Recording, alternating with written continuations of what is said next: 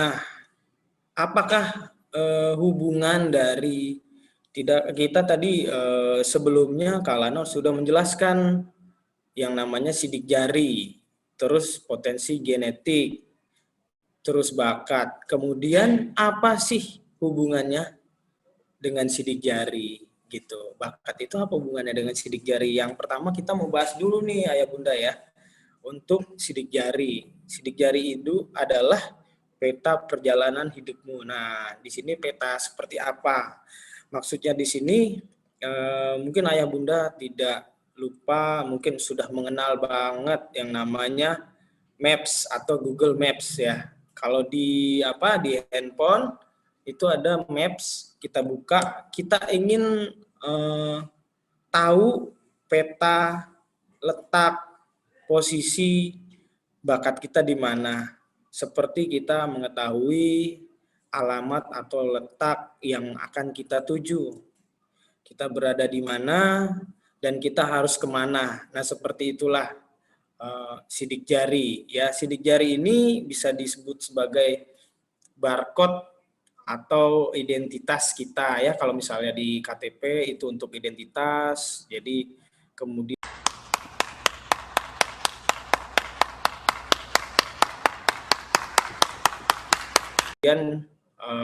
ada beberapa lagi lembaga yang menggunakan, tapi untuk khusus di kita bahas sidik jari yang benar-benar potensi atau analisis apa yang bisa dianalisis dari sidik jari ini ya, selain yang namanya identitas. Nah, pertama seperti ini.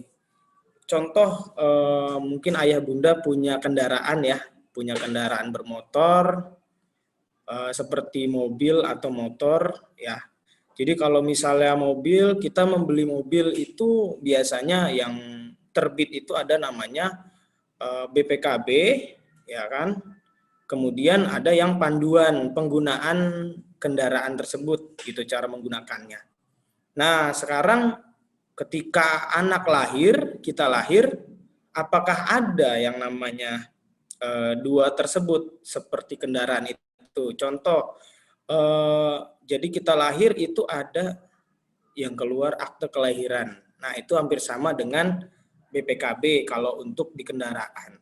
Jadi kendaraan itu lahir, nomor asli, semuanya keterangannya sama seperti akte kelahiran kita. Tapi di situ ada tadi buku panduan menggunakan si kendaraan tersebut. Biasanya dari showroom atau dealernya.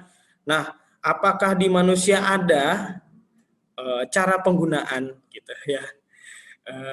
Seperti ini. Jadi si anak itu gimana ya cara menggunakan anak saya ini gitu biar maksimal, potensi maksimal, biar bisa ngebut gitu. Nah, disinilah baru kita bahas kalau di mobil itu ada panduannya dan di kita ada panduannya yaitu di jari kita ya. Jadi dengan menganalisis jari kita tahu arah tujuan kerja otak kita, kerja otak anak kita. Jadi Ayah Bunda nggak perlu repot nih ya kalau udah tahu yang namanya oh anak saya emang genetiknya ke arah sini. Jadi tinggal kita latih, tinggal kita yang namanya kita stimulasi dan sebagainya. Oke, lanjut Kalana. Nah, ini dia, ini tahapan apa sih hubungannya, kenapa sidik jari bisa dianalisis, dan ternyata ada cerita di sidik jari kita. Nah, ini asal mulanya.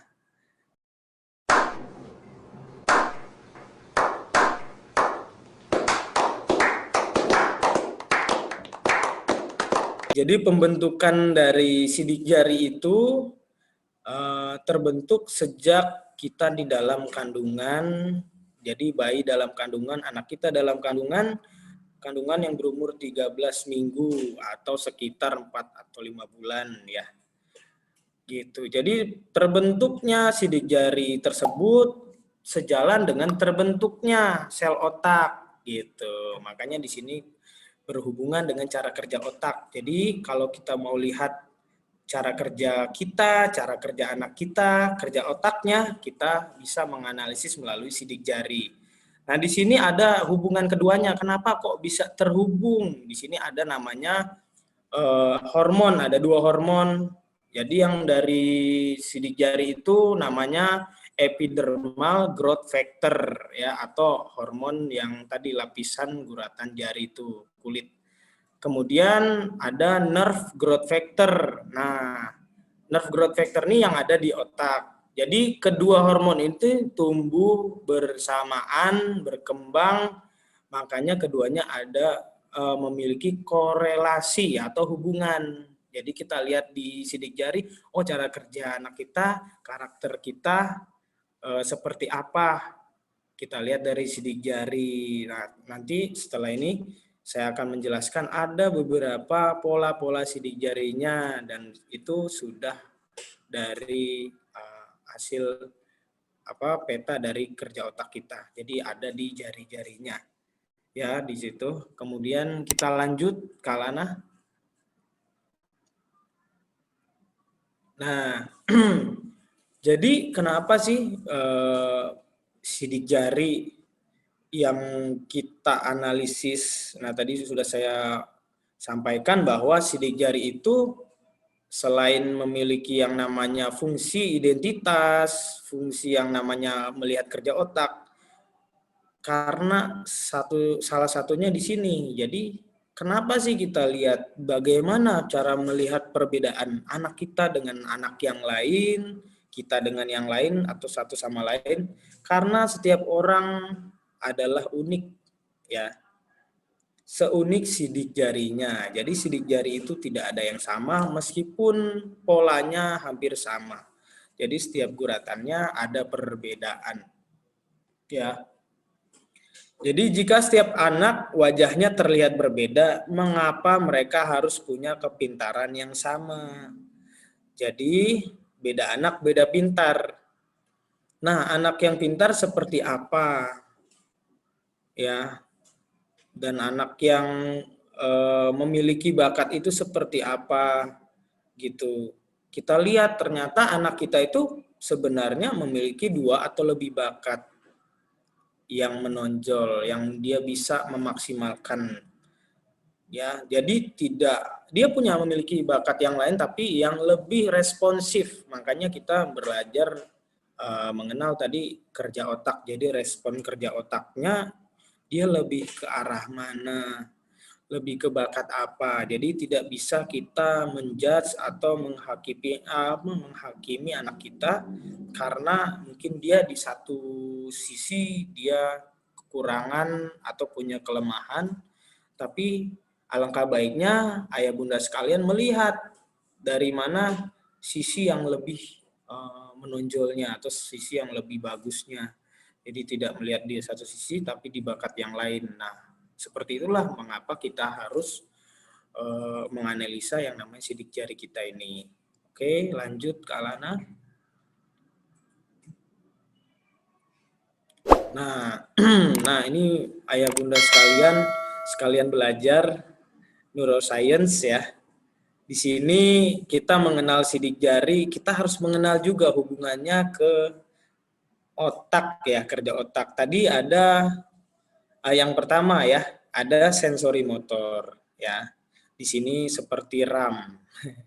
Ya, daya tangkap dan respon otak. Jadi di sensori motor ini anak kita bisa kita lihat anak kita daya tangkap dan responnya. Kemudian yang kedua ada triune brain ya. Jadi ada 3 bagian otak ya, otak depan, tengah dan batang otak, yaitu disebut di sini ada brain atau brainstem, neocortex, kemudian limbik atau otak tengah.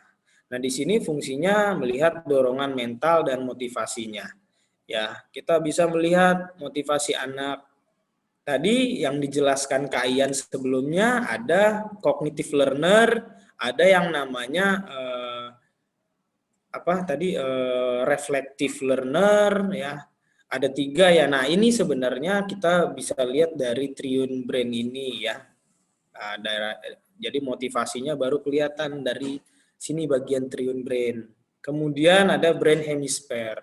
Ya, jadi di sini belahan otak kanan dan otak kiri ya. Jadi kita melihat apa di sini? Kecenderungan karakter bawaan lahir kita ya. Gitu ya. Kalau disebut watak ya, gitu. Jadi kalau melihat karakter seseorang itu dari wataknya kita sudah bisa melihat dari bagian brain hemisphere atau otak kanan dan otak kiri. Kemudian cerebral lobes ya di sini.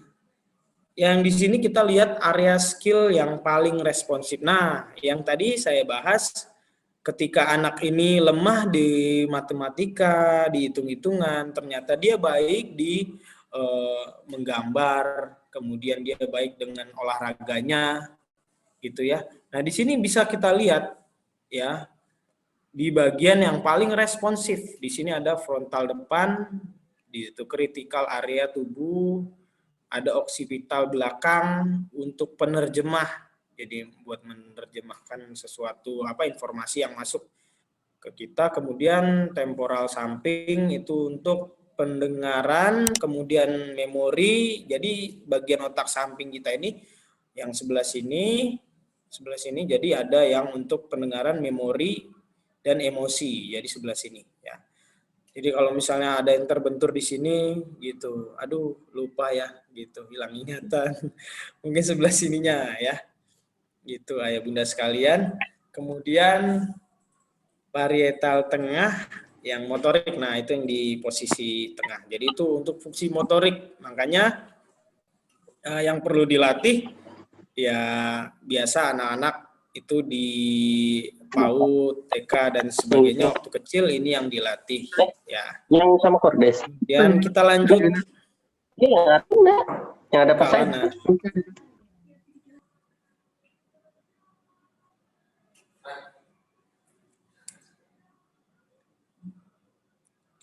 Kalana lanjut.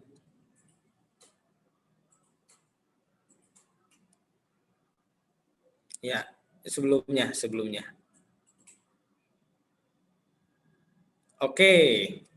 Nah, di sini ada gambar beberapa semua jari kita. Yang di atas ada left atau jari kiri, right yang di bawah, jari kanan, mulai dari jempol, thumbs, index finger ya. Jadi ada middle finger atau jari tengah dan sebagainya sampai kelingking. Nah, di sini kita lihat jadi analisis sidik jari ini bukan perkara mengungkap baik atau buruknya gitu. Jadi kita ungkap ini bukan baik atau buruk atau cerdas atau tidak cerdas atau lebih kita ke arah seberapa uniknya.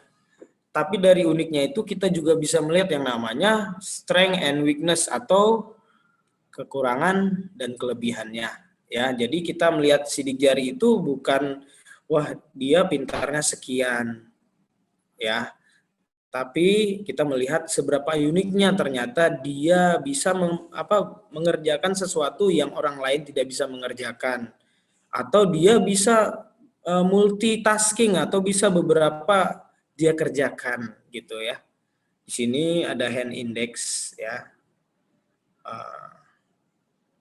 Ini sudut jarak sudut derajat dari sidik jari pada telapak tangan. Itu juga akan kita ukur dalam analisis sidik jarinya gitu. Ya. Jadi dari sini kita bisa melihat keunikannya karena kita beda dari yang lain atau anak kita itu beda dari yang lain. Oke, lanjut.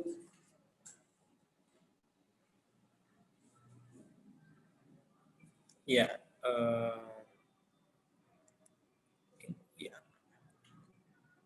ya, ini tadi sudah disampaikan sama Kak Lana ya, bahwa kita menggunakan teknologi ya, psikobiometrik, fingerprint, analisis ya. Jadi tinggal kita scan, mungkin ayah bunda sekalian sudah tahu, sudah pernah merasakan yang namanya scan barcode atau absensi ya, absensi untuk sidik jari, tapi di kita juga ada alatnya dan nanti kita ada sistem dari IT-nya untuk menjelaskan atau merepresentasikan si hasil dari sidik jari kita itu dalam bentuk tulisan, gambar, grafik, dan sebagainya. Nah, oke, lanjut.